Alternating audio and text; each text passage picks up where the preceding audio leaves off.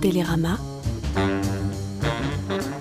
Cercle Polar, les dessous du roman noir. Bonjour et bienvenue dans le Cercle Polar, premier Cercle Polar de l'année 2019, Christine Ferniaud. Bonjour Michel Abescad, on va dire bonne année alors. Bah oui, on va dire... une bonne année bien noire. Voilà. D'ailleurs, on va la commencer bien sombre. Oui. Alors voilà, une année de plaisir de lecture et de plaisir plutôt sombre avec évidemment Cercle Polar. Là, on a trois romans, trois excellents romans en fait. Oui, on va le dire tout de suite. On a choisi trois excellents romans pour commencer l'année. Voilà. Alors le premier, c'est Hervé Lecor, le nouveau roman d'Hervé Lecor, Dans l'ombre du brasier, qui paraît chez Rivage. On parlera ensuite d'Eva Dolan, son second roman traduit en français, N pour N, qui paraît chez Liana Lévy. C'est vous qui nous le présenterez, Christine. Avec joie. Et puis Thomas Cantaloube, un nouveau venu, un journaliste, premier roman, Requiem pour une république, série noire Gallimard. Voilà, on a du pain sur la planche. Oui, mais quelle belle sélection. Ah ouais, ça je suis d'accord avec vous. Il n'y a pas de suspense, donc... Mais restez quand même. Du suspense dans tous les polars. Dans celui d'Hervé Lecor, il n'y en a pas beaucoup. Non, alors... On sait malheureusement dès le début que les choses seront de plus en plus sombres. Malheureusement. Alors, Hervé Lecor, Dans l'ombre du brasier. Alors, Hervé Lecor, je ne vais pas passer beaucoup de temps à le présenter parce que vous le connaissez tous, on le connaît très bien. C'est une des grandes voix du roman noir français, on peut le dire aujourd'hui à coup sûr, quelqu'un qu'on suit régulièrement. Il vient de prendre sa retraite, il a été très longtemps professeur de lettres dans la région de Bordeaux, qui est sa région. Et il a commencé en 1990, mine de rien, avec La douleur des morts. Et puis depuis, il y a eu une douzaine de romans. On ne va pas tous les citer. Non, mais c'est bien de citer un peu les deux veines, c'est-à-dire sa veine très contemporaine et puis sa veine plus historique, comme ce dernier livre. Voilà. Alors, dans la veine historique, qui précède celui-là, d'ailleurs, qui le précède dans le temps, puisque là, on est au moment de la Commune de Paris, et il y avait eu L'homme aux lèvres de Saphir en 2004, et c'était en fait l'année qui précédait. Dans la veine plus contemporaine, Les cœurs déchiquetés en 2009, ou bien en 2017, Prendre les loups pour des chiens, dont on avait parlé ici. Oui, très beau roman. Avec beaucoup d'émotion, cette façon qu'il a finalement de parler de choses qu'on a l'impression de connaître et de nous les faire redécouvrir, que ce soit la périphérie, la famille, la misère, et jouer sur les codes du roman noir, il sait très bien le faire. Il sait très bien le faire, il l'avait très bien fait aussi dans Après la guerre, alors c'était un roman historique qui se passait juste après la Deuxième Guerre mondiale, c'était paru en 2014 avec un portrait extraordinaire d'un flic pourri dans l'après-guerre qui avait trempé dans la collaboration jusque-là. C'était très mafieux et en plus c'était formidable, magnifique roman. Et donc on revient à l'histoire avec Dans l'ombre du brasier. Ça se passe donc dans les 10 derniers jours de la Commune de Paris, donc du 18 au 28 mai 1871. C'est ce qu'on a appelé la semaine sanglante, c'est-à-dire qu'à ce moment-là, tout est foutu, tout le monde le sait, même si les gens sont encore sur les barricades, et il va y avoir cette répression, ce massacre en fait, atroce des communards par les Versaillais. Donc on est dans le chaos des barricades, sur le point de tomber, et en fait, Lecor nous les montre vraiment à ras d'homme. C'est-à-dire qu'on est sur les barricades, dans les rues. C'est un livre où on marche et où on se perd dans les rues, où on prend à bras-le-corps effectivement cet ensemble ce petit monde magnifique, des perdants magnifiques. Voilà, c'est ça. Alors, il y a par exemple Nicolas Bellet, qui est un communard, il est avec deux amis, parce qu'il est beaucoup question de fraternité dans ce roman. Il y a Caroline, sa petite amie. Il y a un commissaire, Antoine Roch. Alors, c'est très intéressant, parce qu'en fait, à ce moment-là, toute la police était partie à Versailles.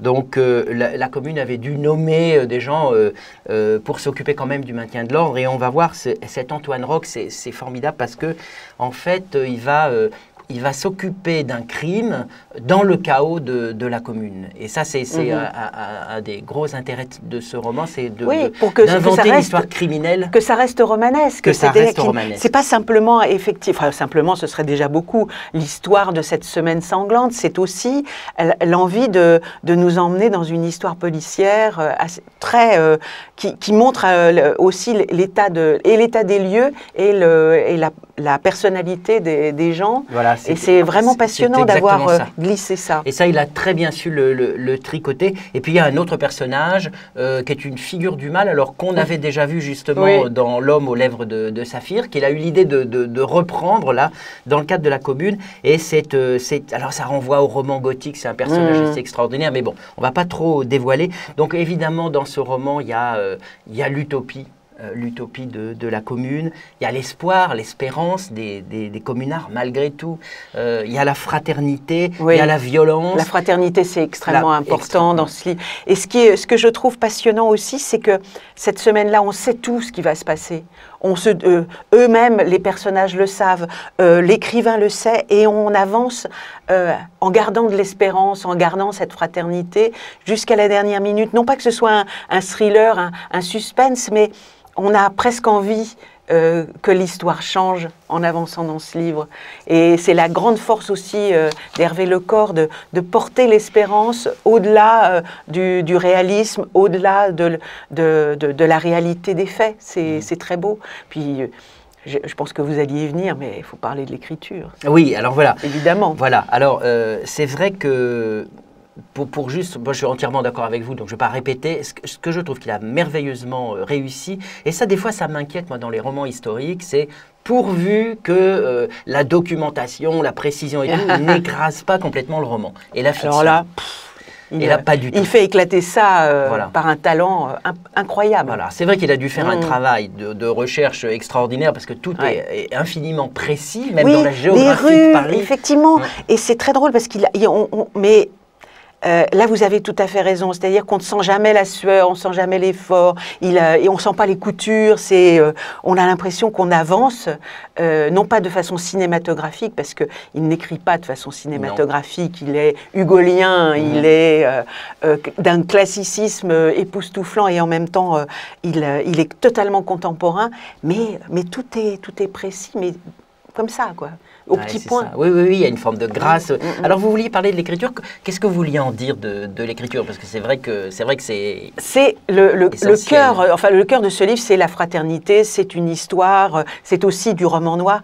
Mais c'est vrai que cette écriture, je n'ai pas cessé de balancer entre ce sentiment d'un grand classicisme, d'une grande élégance d'écriture, de très belles phrases, et en même temps.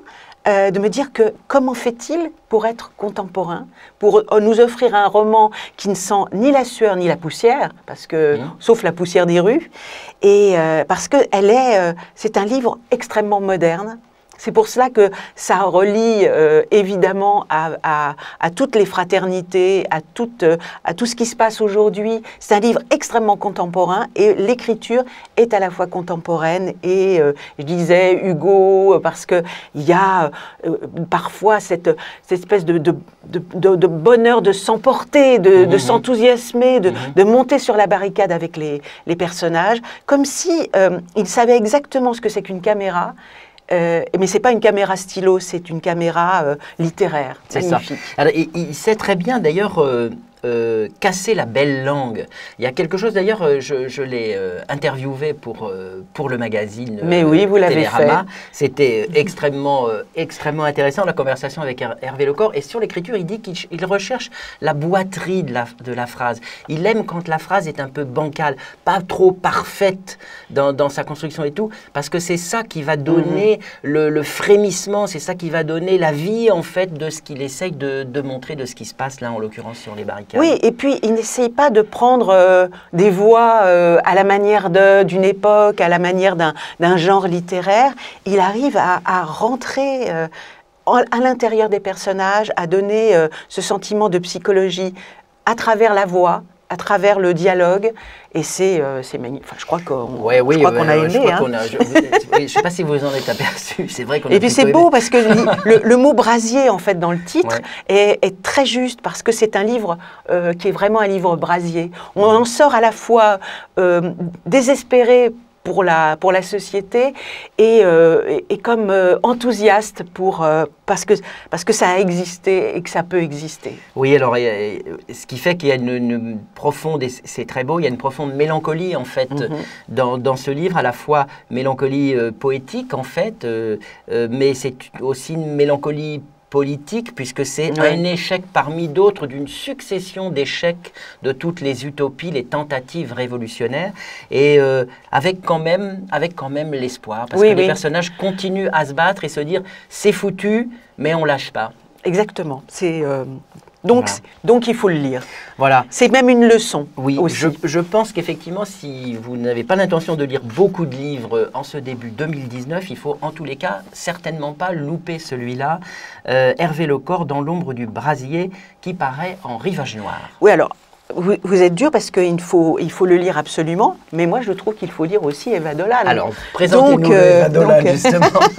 On avait parlé d'Eva Dolan, qui est donc britannique, avec son premier roman traduit, Les chemins de la haine. Je dis traduit parce que je crois qu'il y a 2-3 autres livres qu'elle a écrits qui ne sont pas encore traduits.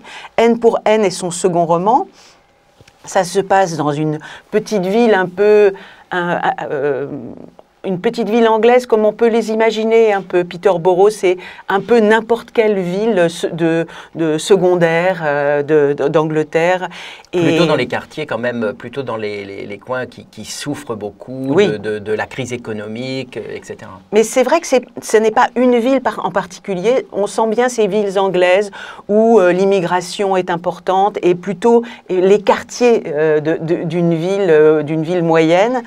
Et Eva Dolan, elle a été critique autour du roman policier, et elle a très bien senti ce qui était intéressant et ce que nous aimons, nous, dans le roman noir, c'est-à-dire ce mélange d'une enquête avec des flics récurrent, donc on en a deux. C'est de la procédure policière. Et c'est tout à fait une procédure policière. On a deux personnages qu'on a connus dans le premier. J'ai un trou sur Zigic, qui vous prononcez très bien. Ouais, je suis assez contente. Qui est donc d'origine polonaise. Vous connaissez bien le serbe. Et puis Ferreira, qui elle est portugaise. Et ces deux personnages travaille pour un secteur qui sont donc les crimes de haine. Et je trouve que cette idée aussi, qu'elle existe ou qu'elle n'existe pas, peu importe, c'est tout à fait passionnant de voir comment une cellule peut travailler sur ce secteur. Crime de haine, c'est donc le racisme, c'est le mépris de l'immigré. C'est le mépris du pauvre, en fait.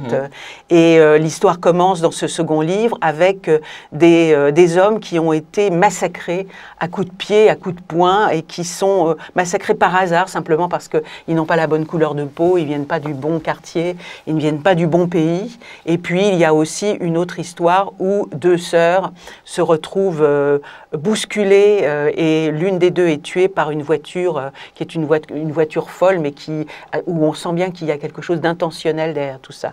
Et ces deux flics vont enquêter dans ce monde où il y a la montée de l'extrême droite, une immigration qui agace la population, et cette espèce de haine, effectivement, du petit, de l'étranger, qui est d'une puissance incroyable. Et puis, c'est aussi un livre sur une ville, et c'est un portrait de ville absolument terrible, contemporain, social, politique. Mais peut-être que vous avez une opinion sur ce livre, n'est-ce pas, Michel Abescat? Oui, mais alors, comme j'ai une opinion qui est à peu près semblable à la vôtre... Je me suis emportée, je suis désolée. C'est vrai que... J'ai pas pu m'en empêcher. D'abord, c'est un bon polar. C'est-à-dire que ces personnages, effectivement, de flics sont extrêmement intéressants. Comme ils ont une vie, ils sont tous les deux immigrés, ils comprennent bien, en fait, ce qui est en train de se passer. Ils comprennent le point de vue aussi des nouveaux immigrés. Et il y a des rebondissements. En fait, c'est au niveau de l'enquête policière. Jusqu'au bout, c'est vrai qu'on... Avec beaucoup de plaisir. Mais c'est vrai que sur le plan du regard à la fois politique, social, etc., c'est très fort. On sent qu'elle aussi, elle a beaucoup travaillé, qu'elle connaît les choses très précisément, et elle aussi, comme Lecor, à aucun moment ça n'écrase la fiction. Non, c'est vrai. Très subtilement amené. On n'a pas, parce que des fois dans ce type de roman aussi, on a droit à des pages qui nous expliquent les choses, c'est insupportable. Là, ça vient subtilement par une multitude de détails, mais c'est très précis et c'est très riche en fait sur ce plan-là. Et même sur la façon dont fonctionne la police, et puis le pouvoir qui est là juste à côté, où finalement la police n'est pas toujours aussi libre qu'elle l'espérerait, et que ces deux flics doivent se taire Voilà. ou baisser la tête. Et c'est pas simple fou, en quoi. plus parce que elle montre par exemple un homme politique d'extrême droite. Il va y avoir bientôt des élections, donc il a agité évidemment tout ça, mais en même temps il veut pas que ça aille trop loin parce qu'il veut pas que ça lui fasse perdre des électeurs. Donc il est gêné par ce qui est en train de se passer. Ça c'est très intéressant. Oui. Et de voir Et les c'est très bien différentes vu. factions Ouais, de oui, l'extrême tout à fait. droite avec les fous furieux et les un peu plus calmes. Et d'autre part, il y a aussi, et c'est pour ça que c'est pas manichéen, dans les vagues d'immigrés, il y a des luttes entre les immigrés. Ouais. Parce qu'il y a des immigrés qui sont là depuis quelques années et puis d'autres qui viennent juste d'arriver. Et donc, tout ça est Oui. extrêmement compliqué. Les conflits identitaires sont montrés avec énormément de finesse. Oui, et puis sans manichéisme. Voilà. Elle ne dit pas que tous les immigrés sont des gens merveilleux et qui ont beaucoup souffert et qui sont là simplement pour trouver le bonheur et la pitié. Mais il y a ce mélange. Et elle arrive à mettre tout ça en scène avec une écriture extrêmement agréable et intéressante et sans appuyer trop Voilà. lourdement à aucun Voilà. moment. Donc c'est un roman extrêmement subtil, très intéressant à lire. Et Vadolan, N pour N, alors c'est traduit par Lise Garon, il faut le dire, et c'est publié par Liana Lévy. Et le premier volume, Les Chemins de la haine, viennent de sortir en poche, donc c'est bien de lire les deux. Oui, c'est bien de lire c'est les deux, bien de lire les deux. D'autant plus que c'est intéressant de voir évoluer Oui, les personnages, ouais, récurrents. les deux flics, Voilà, ça, c'est et le de plaisir connaître des un peu séries. mieux leur vie personnelle, Voilà, tout ce qu'on voilà. aime, quoi. Et alors le troisième maintenant, c'est un nouveau venu, il s'appelle Thomas Cantaloub. Son livre s'appelle Requiem pour une République et il est publié chez Gallimard dans la fameuse collection Série Noire. Alors Thomas Cantaloub, c'est un journaliste, il a travaillé différents titres. Actuellement, il est à Mediapart et il s'occupe de l'actualité, les grands reporters en fait, il s'occupe de l'actualité internationale. C'est également un essayiste et notamment il a beaucoup travaillé sur les États-Unis à l'époque de Bush, à l'époque d'Obama. Et puis, premier roman, Requiem pour une République. Cette République, c'est la 5e, c'est les débuts d'ailleurs de la 5e, puisqu'on est à Paris en 1959, 60 et 61. Je le dis parce que c'est en fait, les parties sont composées comme ça. Donc on est à la fin de la guerre d'Algérie et il se trouve que c'est le point de départ et c'est ce qui va tendre en fait tout le livre. Il y a un meurtre en fait qui est commandité d'un avocat d'origine algérienne qui vit à Paris, qui est proche du FLN et il s'appelle Abderrahmane Bertoui et il va être en fait éliminé, mais toute sa famille avec lui. On va trouver dans l'appartement un carnage épouvantable, sa femme, ses 2 enfants, et même son jeune frère qui, lui, vit en Algérie, qui était là à Paris, qui ont été tués. Et on le sait, je peux le dire, parce que c'est dès le début. Oui, c'est dès le début. L'élimination, en fait, de cet avocat a été commanditée par le directeur adjoint du cabinet du préfet de police, Maurice Papon, c'est lui qui était... Maurice Papon, ça me dit quelque chose. Oui, vieux souvenir. Alors, ça va mettre en scène des personnages fictifs. Alors, je vais en citer rapidement 3 parce que c'est eux qui sont au cœur de l'histoire. Il y a un ancien collabo, en fait, un type d'extrême droite qui assure les sales besognes pour Papon et ses adjoints. Il y a un ancien résistant, donc on voit tout de suite comment la guerre est encore extrêmement présente. Ah oui, 59, c'est vrai, c'est tout près. Un ancien résistant qui est un Corse, qui fréquente pas mal les voyous, qui trafique, et qui en fait, lui, est employé par le père de la femme de l'avocat, et qui est en fait un type avec un nom à particules, avec assez de pouvoir, et qui veut savoir qu'est-ce qui est arrivé. Et ils se sont connus dans la résistance, d'ailleurs, les 2 personnages. Et puis, il y a un jeune inspecteur de police, qui est très bien, qui est formidable, qui est tout frais, qui y croit et qui va découvrir la manière dont fonctionne la police à ce moment-là. Il fait penser un petit peu à ce jeune policier qu'on retrouve chez des auteurs comme Elroy, un peu, qui ouvrent les yeux devant la police et devant ce qui se passe et qui, au départ, sont naïfs ou apparemment naïfs et puis vont apprendre très très vite. Voilà. Et j'ai pensé à Elroy en lisant c'est très flatteur. Mais je pense que ça ne dérangera pas Thomas Cantaloub. Alors sinon, bien sûr, on va croiser Papon, je l'ai déjà dit, Michel Debré, François Mitterrand. Il y a d'ailleurs des scènes archi savoureuses parce que Mitterrand est beaucoup dans l'histoire. Et puis il y a il y a Jean-Marie Le Pen aussi. Donc voilà. Il y a Jean-Pierre Melville. Il y a Jean-Pierre Melville. Qui n'est pas cité, il n'est pas cité, mais on le reconnaît. Il a un chapeau et des lunettes noires fait, et il aime bien les voyous. On voit bien que c'est Melville. Et on va parler de l'attentat de l'Observatoire, de l'attentat de Vitry-le-François, c'est-à-dire de Strasbourg-Paris, qui avait été...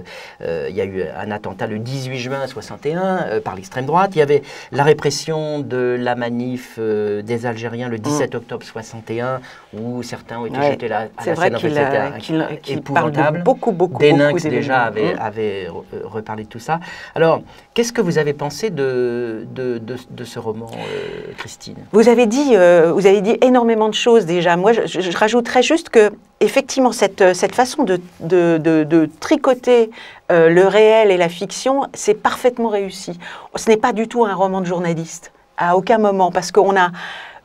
je pense qu'il y a une jubilation chez cet auteur pour écrire ce livre, qu'il a pris un immense plaisir, qu'il s'est beaucoup amusé, même si c'est tragique, horrible, monstrueux, à mêler comme ça les événements réels et la fiction, à inventer des personnages qui sont tellement près des personnages réels que par moments, j'ai même été voir à certains moments sur Internet, je me disais, mais celui-là, il existait, il n'existait pas, bien sûr. Ce corse-là, est-ce que... Les créateurs du SAC, par exemple, voilà, les gens de l'OAS, il y a beaucoup de tout ça, noms moins connus. Tout ça se marie extrêmement bien dans un roman qui est un roman jubilatoire à la lecture. Il y a une écriture très fluide, mais jamais pauvre. Et c'est mais passionnant d'un bout à l'autre. C'est-à-dire que c'est un livre assez massif, épais, et on prend un plaisir, mais un plaisir presque enfantin à redécouvrir l'histoire, à voir effectivement les scènes avec Mitterrand. Et je crois que c'est ça, en fait, que je retiendrai de ce livre. C'est que c'est un livre intéressant, peut-être même important, parce qu'il remet en place des choses qu'on oublie et que, donc, un type comme Papon, il ne faut pas l'oublier. Il ne faut jamais oublier ce qui s'est passé. Oui. Et il ne faut pas oublier aujourd'hui ce qui s'est passé dans les années 60, parce que cette espèce de renouvellement permanent de la monstruosité politique, c'est toujours intéressant de remettre le doigt dessus. Et en même temps, c'est vraiment un roman noir, comme on aime en lire, comme effectivement... Je dirais même qu'il est dans la grande tradition de la série noire. Il s'est coulé, c'est son premier roman, il est en série noire, et il s'est coulé dans la tradition de cette collection quand même, maintenant, mythique. C'est formidable pour un premier roman, c'est formidable. Vraiment. Et puis alors, ce que j'aime beaucoup, c'est que ces personnages évoluent du début jusqu'à la fin, les trois dont j'ai parlé, notamment le jeune flic. Parce qu'à un moment, ces trois-là qui n'ont rien à voir ensemble vont finir par se rencontrer, puisqu'ils bossent, ils recherchent en fait la même chose. Si, quand même, on peut dire ça. Et ils sont développés, ils ont de l'épaisseur, ils évoluent les uns et les autres, c'est très intéressant. Et là, c'est bien qu'un finalement, un gros livre, un livre épais, là, ça se conçoit totalement. Il n'y a pas de page gratuite, il n'y a pas de page de trop. Il fallait que ce soit un livre massif pour raconter cette histoire d'un bout à l'autre. Voilà, il montre très très bien l'atmosphère à Paris dans ces années-là, l'entourage de Gaulle, où on voit bien la fiction d'une France unanimement résistante que de Gaulle a essayé de mettre en place pour pouvoir continuer. On voit bien évidemment à quel point c'est faux.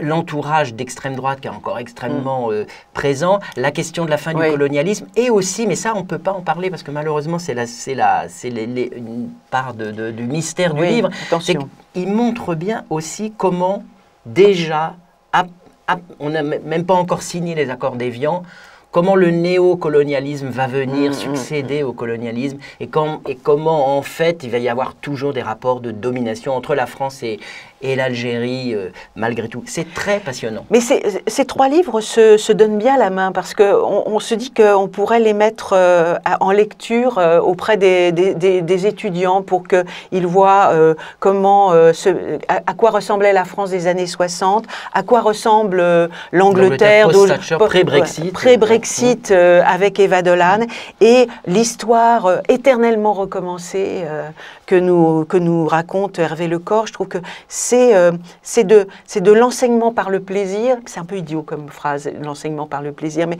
c'est d'entrer comme ça par un gouvernement, d'entrer comme ça dans l'histoire avec l'impression de ne jamais que ce soit jamais un pensum, mais une nécessité. Donc en fait là, on vous a cité, si vous n'avez que 3 livres à lire cette semaine, en ce début d'année, c'est les 3 dont on vous a parlé. Thomas Cantaloupe, Requiem pour une République à la série noire de Gallimard, Eva Dolan, N pour N chez Liana Lévy, et le nouveau Hervé Lecor dans l'ombre du brasier chez Rivage. Mais qui sait si dans 15 jours nous n'aurons pas d'autres livres indispensables. Oui, et là vous aurez 6 livres à ne pas manquer pour le mois de janvier.